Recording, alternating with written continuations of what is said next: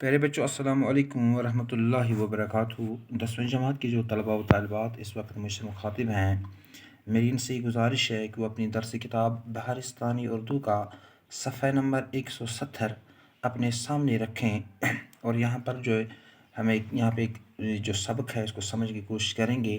ایک نعت ہے جو رسا جاویدانی نے لکھا ہے،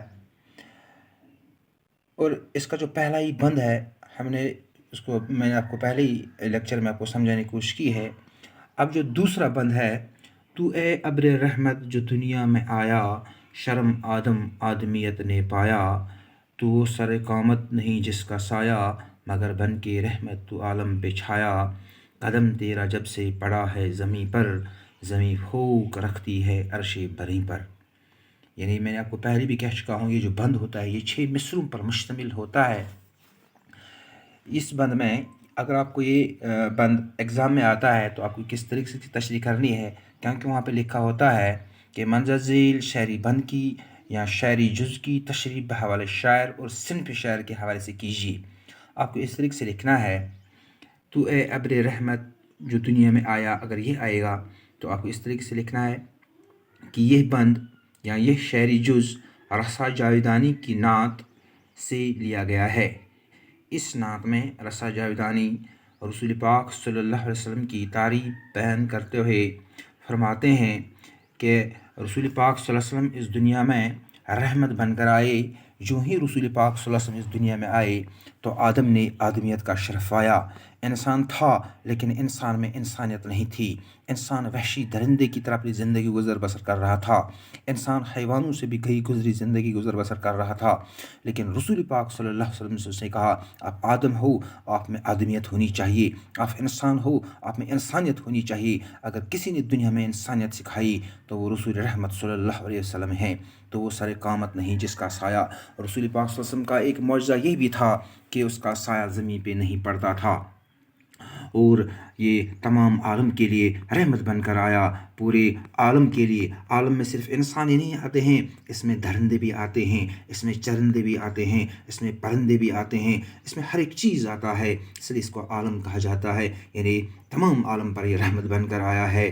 قدم تیرا جب سے پڑا ہے زمیں پر، زمیں پھونک رکھتی ہے عرش بری پر۔ رسول پاک صلی اللہ علیہ وسلم کا قدم جب زمین پر پڑا اور یہ زمین پھونک ہو گیا، فخر ہو کیا ہو گیا، فخر، برتری، زمین برتری رکھتی ہے عرش بری پر کہ میں ایک ایسی جگہ پہ ہوں جہاں پر رسول پاک صلی اللہ علیہ وسلم کی یہ جو قدم مبارک رنجا فرما رہے ہیں، جہاں پر قدم مبارک پڑے ہیں، جو زمین پر فخر ہے کہ مجھ پر قدم فرما رہے ہیں۔ کیونکہ آپ کو یہ معلوم ہونا چاہیے کہ جب رسول رحمت صلی اللہ علیہ وسلم معراج پر گئے تو وہاں پر اس نے اپنے نالان مبارک نکالنے چاہے، لیکن اللہ نے کہا کہ آپ نالان مبارک لے کر آپ میرے عرش پر آ جائیے، آپ کے نالان مبارک کی گرد کی دول سے ہی میرے عرش کی زینت بڑھ جائے گی۔ اب اس طریقے سے کہ رسول پاک صلی اللہ علیہ وسلم کا سایہ کس قدر تھا، رسول پاک صلی اللہ علیہ وسلم کا جو مرتبہ کتنا تھا۔ تو اب تیسرا بند ہے، پیام آشتی کا ہے قرآن تیرا، ہوا جاگزیں دل میں فرمان تیرا، کرم ہر کسی پہ ہے یکساں تیرا، ہے دھرتی کے کندھوں پہ احسان تیرا۔ جو شفقت مسلمان کے حال پر ہے، وہی غیر مسلم پہ تیری نظر ہے۔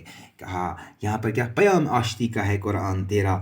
آشتی ہو گیا امن، آشتی کیا ہو گیا، امن کا ہے۔ یعنی یہاں پہ شاعر فرماتے ہیں یا یہ رسول پاک صلی اللہ علیہ وسلم پر جو کتاب نازل ہوئی اس کو ہم قرآن کے نام سے جانتے ہیں، اور یہ قرآن جو ہے یہ کوئی پریشانی کی کتاب اللہ بچائے نہیں ہے، یہ کوئی اور کتاب، اگر یہ کتاب ہے یہ تو صرف امن کی کتاب ہے۔ جو لوگ اس کو اچھی طرح سے سمجھتے ہیں اس کو ام الکتاب کہتے ہیں، اس کو جو تمام کتابوں کی جو ماں ہے وہ اس قرآن پاک ہے۔ قرآن پاک میں تمام علوم ہیں، لیکن بدقسمت یہ ہے مسلمان آج اس قرآن سے دور ہے۔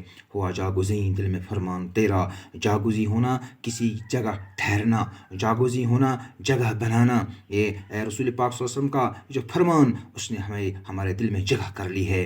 کرم ہر کسی پہ یکساں تیرا، ہر کسی پر آپ نے یکساں کرم کیا ہے، ہر کسی پر آپ نے بالکل یکسانیت کے ساتھ آپ ہر ایک کے ساتھ پیش آئے، چاہے وہ مسلمان تھا، چاہے وہ غیر مسلم تھا، چاہے وہ غریب تھا، چاہے وہ امیر تھا، چاہے چھوٹا تھا، چاہے وہ بڑا تھا۔ اور یہ جو دھرتی ہے اس پہ رسول پاک صلی اللہ علیہ وسلم کا احسان ہے، اور جو شفقت مسلمان کے ساتھ کرتے تھے وہی غیر مسلم پہ بھی وہی شفقت کے ساتھ پیش آتے تھے۔ یہی وجہ ہے غیر مسلم بھی آج بھی انگشت بدندان یہ رہتے ہیں کہ اگر آج بھی یہ کہنے پہ مجبور ہوتے ہیں کہ اگر دنیا میں کوئی بہترین انسانیت آج تک وجود میں آیا ہے تو وہ صرف محمد مصطفیٰ صلی اللہ علیہ وسلم ہی ہے۔ اب چوتھا بند، یہ کردار تیرا نہ کیوں دل کو بھائے، تو دل میں بسے کیوں نہ من میں سمائے، تیری راہ میں جس نے کانٹے بچھائے، رہے تیری شفقت کے اس پہ بھی سائے، قدورت سے ہنسی رہی پاک تیری، جچی آنکھ میں شان لولاک تیری۔ یہ یہاں پر یہ ہے جس کا ایسا کردار ہو یہ ہمارے دل کو کیوں نہ بھائے، یہ ہمارے دل کو کیوں نہ لبھائے۔ اور آپ اب ایسی ہستی ہیں، اب دل میں بسنے والی ہستی ہیں، من میں سمانے والی ہستی ہیں۔ اور رسول پاک صلی اللہ علیہ وسلم کی راستے میں جس نے بھی کانٹے بچھائے، جس نے بھی اس کو طرح طرح سے عزتیں دی، جس نے بھی اس کو طرح طرح سے ستایا، لیکن رسول پاک صلی اللہ علیہ وسلم اس کے ساتھ بھی شفقت کیا کرتے تھے۔ آپ کو معلوم ہی ہے ایک بڑھیا روز اس پہ اجڑی پھینکتی تھی، گندگی پھینکا کرتی تھی۔ جب 2-4 دن ہو گئے تو کوئی اجڑی نہیں پھینکتا ہے، کوئی گندگی نہیں پھینکتا ہے، تو رسول پاک صلی اللہ علیہ وسلم نے کہا کہ کیا وجہ ہے آج وہ اجڑی نہیں پھینکتی ہے۔ وہ بڑھیا جب وہ اوپر گیا تو بڑھیا بیمار تھی، اور بڑھیا نے رسول پاک صلی اللہ علیہ وسلم کی یہ شفقت دیکھ کر، یہ مہربانی دیکھ کر وہ فوراً وہاں پہ ایمان لائی۔ قدورت سے ہے رہی قدورت سے ہے ہستی رہی پاک تیری، قدورت ہوگی رنجش، یعنی کبھی بھی رسول پاک صلی اللہ علیہ وسلم کے دل میں رنجش نہیں تھی، کیونکہ جچی آنکھ میں شان لولاک تیری، یعنی اس نے اچھی طرح سے رب الکریم کو پہچانا تھا۔ یعنی اگر ہم بھی کامیاب ہونا چاہتے ہیں، ہمیں بھی اپنے دل سے رنجش کو دور کرنا چاہیے۔ یہ جو قدورت ہم رکھتے ہیں، یہ جو ہم کسی کی رنجش رکھتے ہیں، بغض رکھتے ہیں، عداوت رکھتے ہیں، عداوت کو ہمیشہ ہمیں دور رکھنا چاہیے، تب جا کے ہم زندگی میں خوش ہو سکتے ہیں، کامیاب ہو سکتے ہیں۔ مجھے امید ہے کہ آپ کو عبدالقدوس رسا جاویدانی صاحب کی یہ جو نعت ہے اچھی طرح سے سمجھ میں آئی ہوگی۔ اگر کوئی بھی لڑکا ان اشعار میں سے کسی بھی بند کو سمجھنے سے ابھی بھی قاصر ہے، مہربانی کر کے مجھے میرے فون پہ بھی رابطہ قائم کر سکتا ہے، اور مجھے میسیج بھی کر سکتا ہے، میں آپ کو اچھی طرح سے سمجھا سکوں۔ باقی وسلم۔